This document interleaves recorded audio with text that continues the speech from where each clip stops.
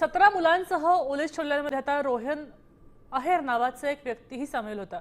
त्यानं काय प्रतिक्रिया दिली आहे ती आपण पाहतोय। पोलिसांनी मला मदत करून पोलिसांनी मला ज्या पद्धतीत इन्स्ट्रक्शन दिले कशा पद्धतीत घुसायचे आणि ते लोक मागच्या बाजूने कसे घुसणार हे त्यांनी मला तिकडे कोऑर्डिनेट केलं।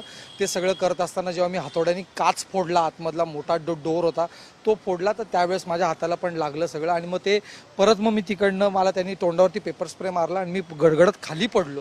गडगडत जेव्हा खाली पडलो त्याच्यानंतर परत उठून वरती गेलो, पोरांना आणि त्या म्हातारीला बाहेर काढून मी खाली घेऊन आलो आणि तेवढ्या वेळामध्ये बरोबर मागून पोलिसांनी पण इंटरव्ह्यू केलेलं होतं। त्यांच्यामुळे खरं तर मी वाचलो आणि त्यांनी रोहितला देश विदेशातील प्रत्येक घडामोडींचे लाईव्ह अपडेट मिळवण्यासाठी आता साम टीव्हीच्या सर्व सोशल मीडिया प्लॅटफॉर्मला लाईक, फॉलो आणि सबस्क्राईब करा।